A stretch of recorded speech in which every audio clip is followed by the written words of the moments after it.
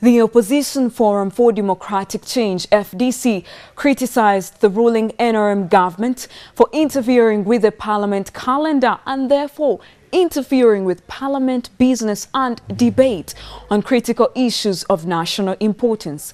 Top on the agenda of the fourth session of the House business was the Registration of Persons Bill 2014, the Stalled Public Finance Bill 2012, the Constitutional and Electoral Reforms, among other pending bills before the House. The Publicity Secretary of the FDC, John Chikonyogo, said this is now a routine tactic of the ruling NRM government to divert Parliament from its business.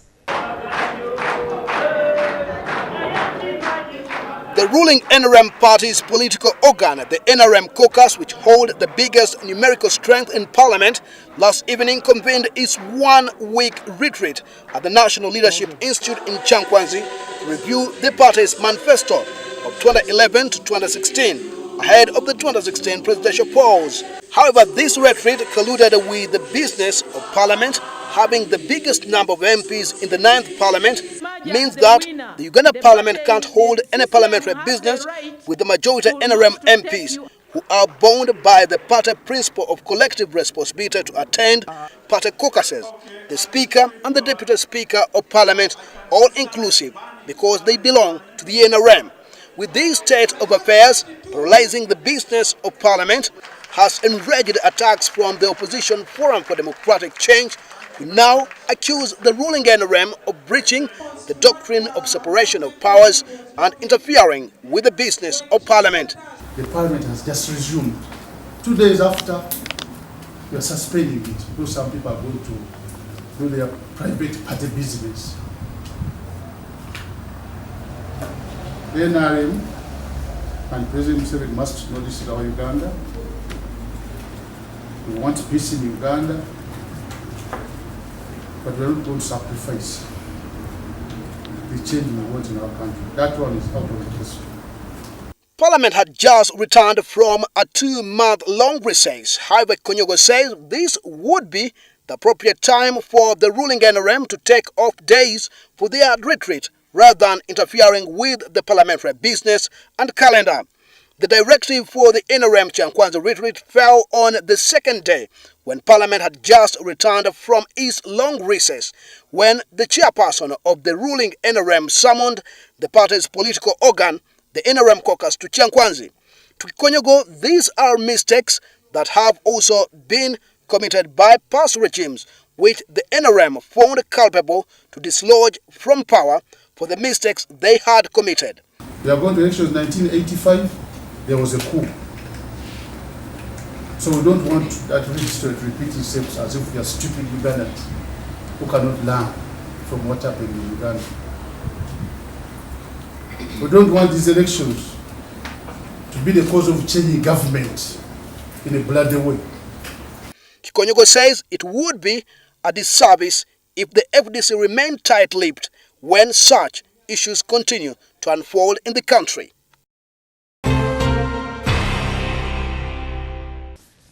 Now, backing this argument was former Vice President Professor Gilbert, who said the delay in embarking on the constitutional review process is a deliberate ploy aimed at ensuring that MPs pass the bills in a rush without thorough debate.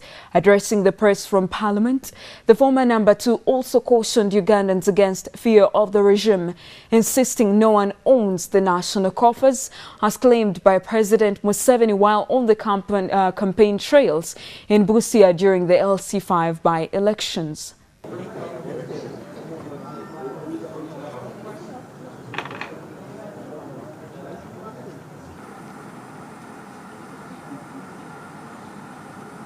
Up to now, the government has not given us what they want to review in the electoral reforms.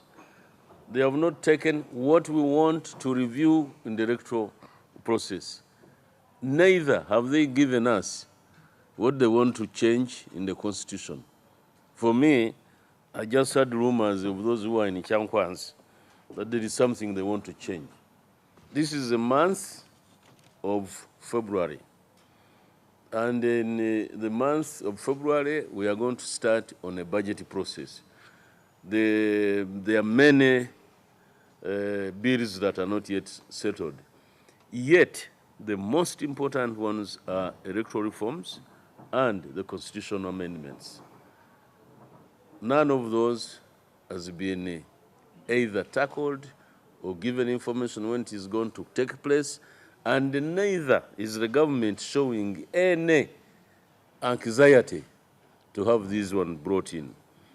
I'm looking at a process where this government is going to delay things until it is too late, and we pass all these laws very fast.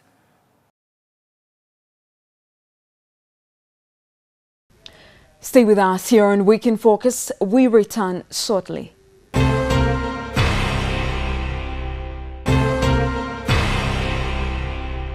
Many thanks for your great company here on Week in Focus. Welcome back. While the ruling party, the National Resistance Movement, the NRM, was having their retreat, the opposition was not sitting by idly twiddling thumbs with their continued debate on electoral reforms. The joint opposition in Uganda decided they will not boycott the 2016 general elections over electoral reforms.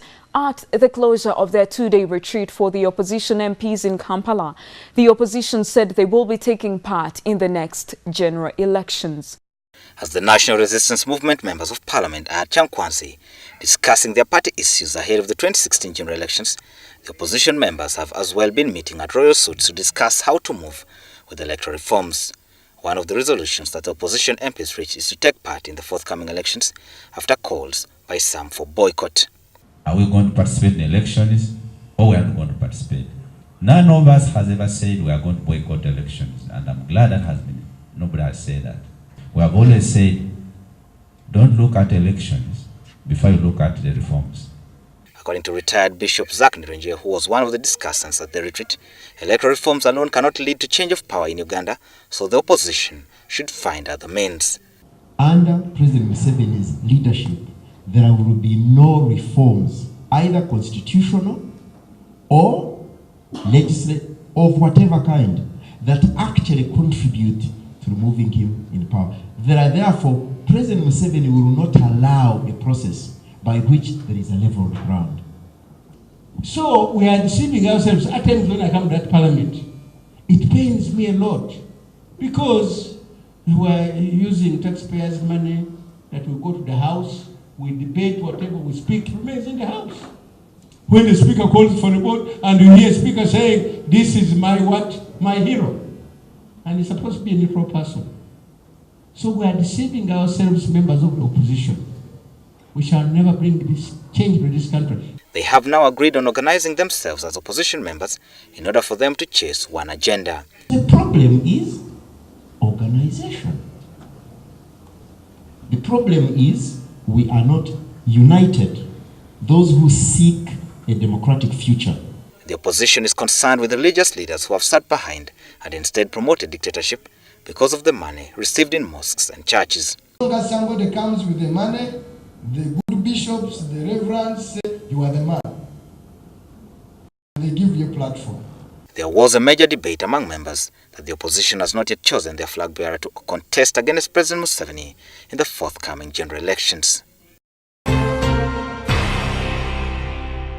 Still talking politics, Prime Minister Ruhakana Rugunda said they agreed with the leader of opposition in Parliament, Philip Wafula Ogutu, to commence talks aimed at resolving the impasse in Kampala immediately after the NRM retreat in Chankwanzi that ends today, the 15th of February 2015. Speaking at the sidelines of the caucus meeting, Rugunda downplayed fears that the talks had collapsed as he reiterated the government's commitment to dialogue. The talks failed to take off after the Prime Minister lost his brother on the kick-off day.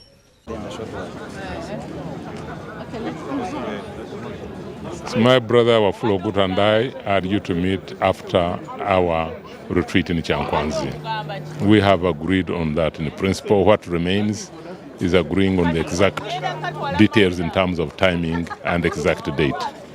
What would the government be taking to the table in that negotiation? What do you envisage? I propose you wait until my brother Wafula and I have met, and we will be able to tell the public the essential elements of what we are discussing.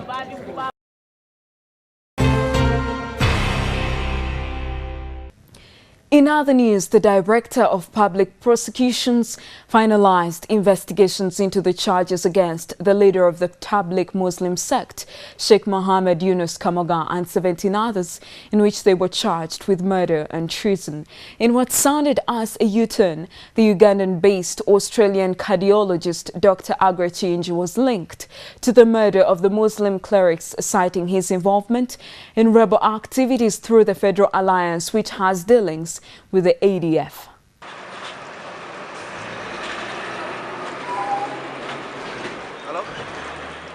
Security was beefed up at Nakawa Court as the Tabligh leader Amir Mohammed Yunus Kamoga was brought to Nakawa Court aboard a Uganda prisoner's bus together with his co-accused.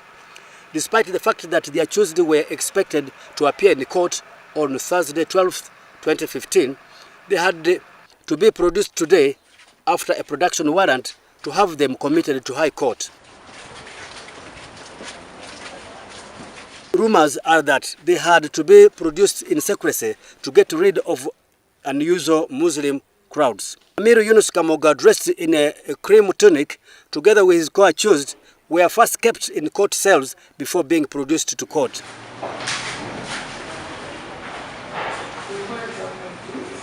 The suspects were later taken into court amidst heavy security before entering the dock. These include Sheikh Mohammed Yunus Kamoga, Sheikh Mude Bukenya, Sheikh Fahad Kalunji, Hakim Kinene Muswaswa, Muzamiru Kasauli, Mr. Arafat Serunjoji, Badru Bukenya, Alex Okot, Joseph Olanya, among others. Immediately, the state attorney, Anna Ntimba Kairo, informed the court that the investigations into the alleged murder and treason charges was complete and that court had to commit them to High Court for trial. Ntimba Kairo told the court that DPP will adduce evidence. The accused had dealings with the Ugandan-based Australian cardiologist Dr. Agre Chinji, who channels the rebels' aid through his sister-in-law Aisa Nakasvante to fund rebels' dealings of Federal Alliance and ADF. Court heard that Dr. Chinji's cash was used to buy guns, cars, motorcycles that the accused used to murder the sheikhs. She adds that they will adduce to court that there had happened misunderstanding at Masjid Nur William Street Mosque with the two factions, one branded as spying for government and published papers that had the name of the deceased Sheikh Bahinga Mustafa. The state also amended the charge sheet and added fresh charges of aiding and supporting ADF rebels against 11 of the suspects, including Amir Kamoga's brother Kenya Mude and Dr. Agre Chinji's sister-in-law.